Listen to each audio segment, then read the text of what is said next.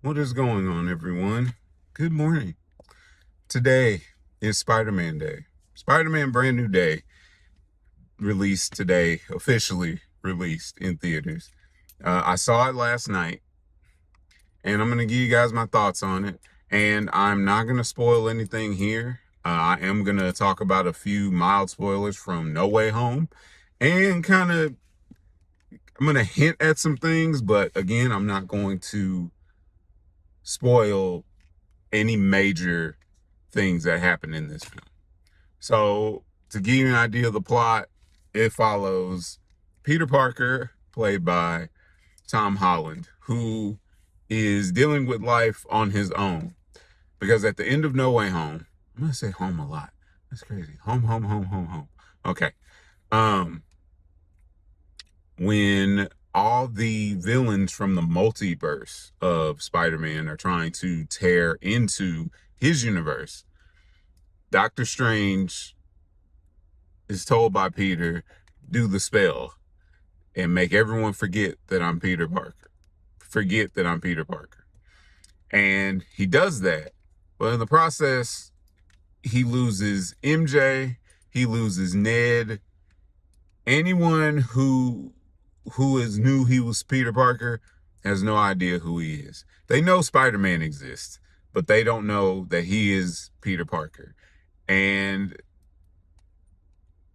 it's rough, especially at the end, like for him to walk into that coffee shop, MJ not know who he is, Ned who not know who he is. And just to give you some context, they've been friends for years, since they were kids growing up.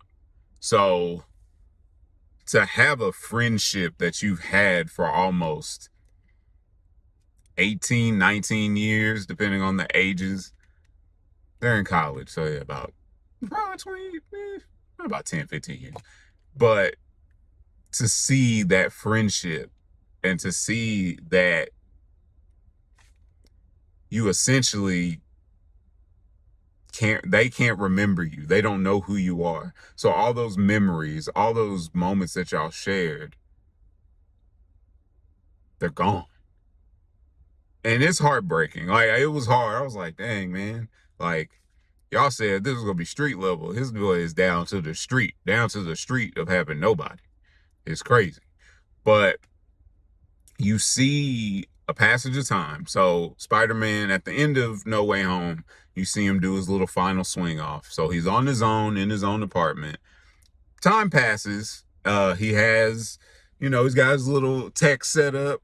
A woman by the name of Evie, his AI, his computer partner. And you see, the way he develops his suits now. You see all these different things. But he still held on to the coffee cup where he has a little note where he was going to tell basically his speech to let Ned know and MJ know that, hi, my name is Peter Parker, blah, blah, blah, blah. But all you see is him watching them on social as they start their first year at MIT, as they have their different moments and times, to the point where college ends. And slowly you see Peter go from being this, oh yeah, this is good for them, to where this sucks. Like, you see the hurt, you see the pain in this man's eyes as he's fighting crime. And I mean, the man, when I say you see Spider-Man, and you see it. Now, one thing I will say, in the trailer, because I did a trailer video, and I was like, I don't know how you gonna manage all these villains. Oh boy, they balance it. They balance it real well. Balance it so well, you don't see them for maybe 5 minutes. Which was kind of cool, because in most Spider-Man movies, they only show like one or two villains. And you'll be like, dang, now I know dang well, in the city of New York, I know Spider-Man had fought more than two people. And you see that in this, to where it's like, dang, that was cool. You see him fight Tarantula. You see him fight Scorpion. You see him fight Boomerang. That's probably not his name, but he had boomerangs, like literally on his head and on his arms. The point is, you see him encounter all these villains, and you're like, yes, this is what Spider-Man does. For me, it really felt like you were watching like an episode of the cartoon or an episode of like, yeah, the animated series, because there hasn't been a live action series unless you count the Japan one, but it's a little weird. But anyway, the point is that you see Peter dealing with this, becoming very isolated to the point that the only person he has communication with is the police chief and Maguire, I believe it is. And they're having conversation. But even she's telling him, like, you got to find something to do outside of this. You got to do something. And as time passes, he begins dealing with a change, a mutation of sorts going on within him. But now he's having to balance dealing with that, dealing with this new threat, this person who literally can go from body to body and is like, oh, Spider-Man, you're not going to catch me. Moo, ha, ha, ha. And literally, it takes a minute before he catches them. But you're dealing with this new threat. And at the same time, you're dealing with changes of your own.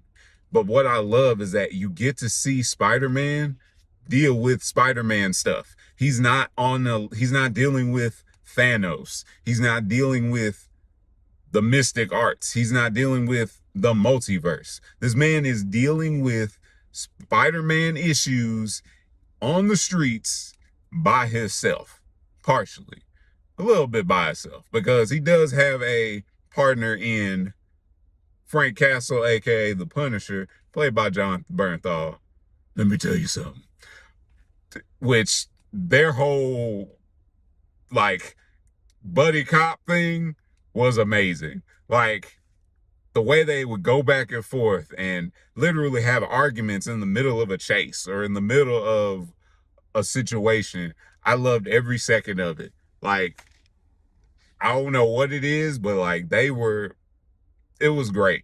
And then too, seeing Punisher, like outside of the Netflix show and his Netflix special, Punisher One Last Kill, which was awesome, by the way. It's gory, but it was awesome. Like, Punisher was punishing. But to see him brought into this world, brought into the films, I'll say, it was awesome because you got to see Jon Bernthal, you got to see Frank Castle being Frank Castle. You got the van, you got the different weapons, the different arsenals, the way he worked. Like, you got to see all of that in a Spider-Man movie. They did, shout out to them. They did such a great job. Trying to see. So the fight scenes, these are some of the best fight scenes, some of the best web swinging shots I've ever seen. Spider-Man 2, I'll tell you, Spider-Man 2 is my all-time favorite Spider-Man movie. And I think this one resonates with me on that because there are moments in this where I'm like, dang, that felt very Spider-Man 2. That felt very Amazing Spider-Man 2 from the emotional side, not the CG. There were moments in this film where I was like, dang, like I could hear the Danny Elfman version of Spider-Man's theme playing in the background. The But anyway, how do I put this? So you get some new characters. Like you get a chance to meet the head of Damage Control, which this is what this whole plot is surrounding. It's all about Damage Control. Both figuratively as a company and literally. But again, I'm not going to spoil that here. You get a chance to see some new faces, but you get to see some people make a comeback. Now, I'm not going to spoil it. If you've seen the trailers, you might have an idea who I'm talking about. But let me just say this.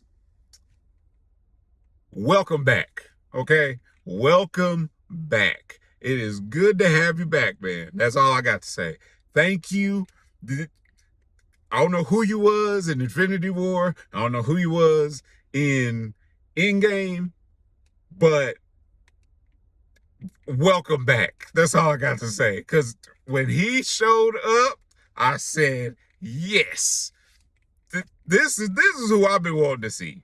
I don't know about some other iterations, but this is what I wanted to see. I said, yes, you more than welcome. Thank you. Thank you for coming back.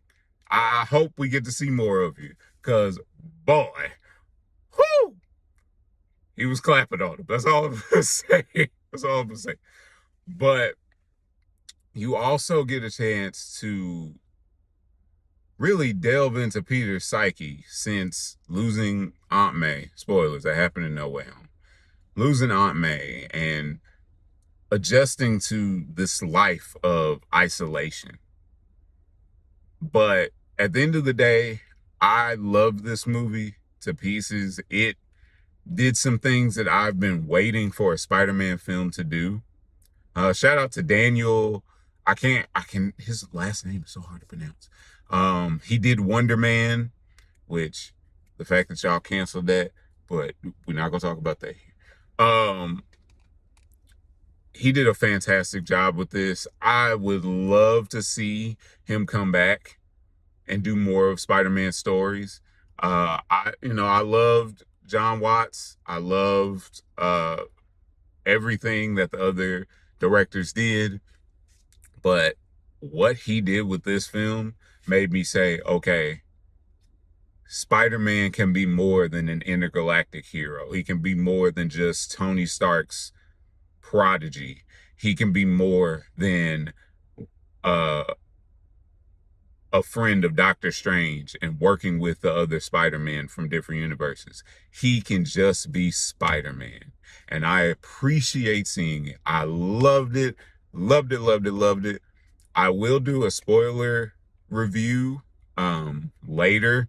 And by later, I mean like in a week, because I'm not about to spoil. If you want to be spoiled that bad, like if you just fiending to be spoiled, there are these wonderful places called Google, and there are plenty of threads and Reddits and posts. They'll tell you everything. If you just don't care, you just want to hear all the dirty laundry. But I'm not going to do that here right now, because I want you to go see the movie. I want you to enjoy it. I want you to be like, man, Isaiah, I see what Isaiah was talking about. That man is back. That man is back, baby. But you'll see what I'm talking about if you go see it. But I will see you guys in the next review.